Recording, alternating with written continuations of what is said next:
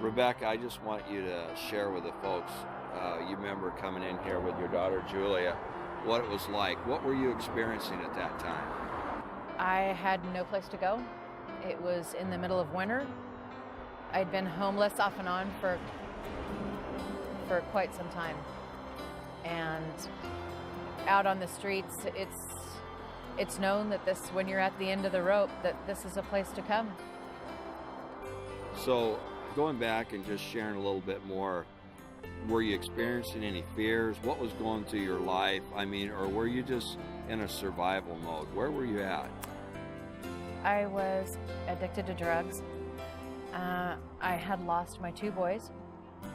I had lost my relationship with my parents, lost touch with my relationship with the Lord, and just had no other option. Absolutely no other option. This is room 15. Okay. This is where I've had an extreme life-changing experience. I will always remember room 15. It's definitely part of my testimony. All right, let's go take a look. So That's where I was a baby. that's where you were a baby, and that's where Yeah. you stayed, huh? Great. And that's where my mommy slept. Okay. And that's where I slept. That's where my brother slept. Okay. Right, Great. Mommy? Yes. Right.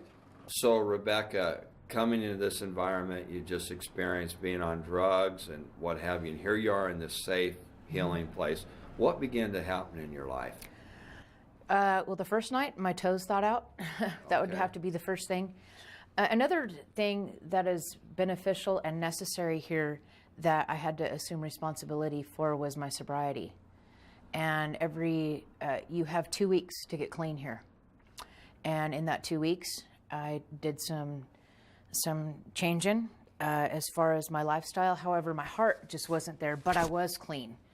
And so I was able to stay clean in order to pass those drug tests to keep my daughter safe.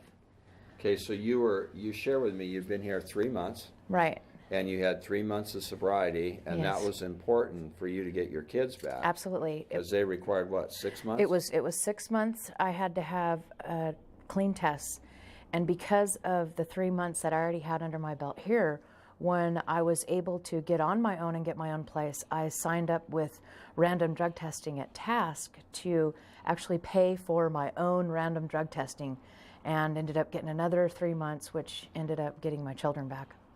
One of the rules for being here is you have to keep your children with you at all times. And what that did for me is it retrained me to think about my daughter first and foremost, instead of, what's going on in this room or what's going on over here. It's what does my daughter need? In fact, a month after I got here, she got all caught up in her immunizations and everything. Good. Now let's talk a little bit, Rebecca, about showing up here and what God did in changing that heart, because Okay. that's where transformation takes Absolutely. place. And you had some things that God did in your life while you were here that He began to speak to you and reveal Himself to you. So Absolutely. that Easter morning, you got up that morning, and a year ago, Easter, and God, It was actually 2 years ago. 2 years ago. It was 2 years ago. It'll be 2 years ago this Easter. Easter morning, I woke up and the Lord had told me, Rebecca, I got 3 things to tell you.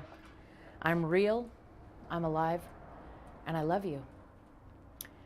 So I put those 3 things, a sermon from the weird girl in room 15, God is real, God is alive, and He loves you. And then I went to church that morning, and they had a movie. It wasn't really Easter themed. It was a movie about how kids watch you, and they're watching and they're growing up to follow you in your footsteps. And the pastor stood up at the end of it all, and he said, my message is for you, these 3 things. God is real, God is alive, and He loves you. And with that, that's clearly a message from the Lord. Yeah. Tell us, 2 years ago you came here. What's happened in your life since then? The Lord is absolutely busy changing and renewing. I guess to start off with housing, I have a 4-bedroom home where all of my children live. Right. I'm starting a new business.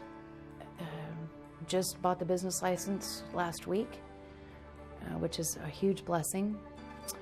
I'm no longer on food stamps. I don't smoke cigarettes anymore.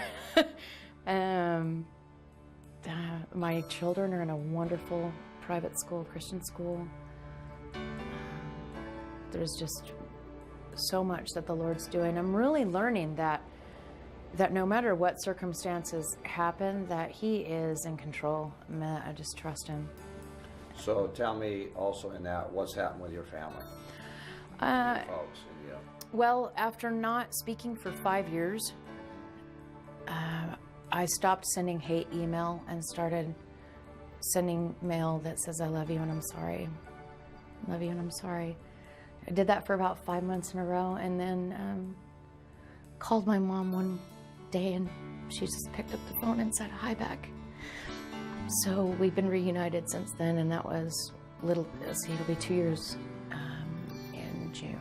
And I'll bet they're excited to have their daughter back. I would think so. I would think so. So is there anything you would like to just say to those that have made all this possible?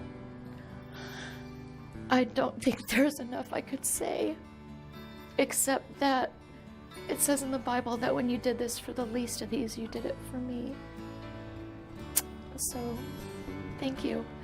There isn't enough that I could say, but I do know that the Lord, I'm positive that the Lord will reward people for that.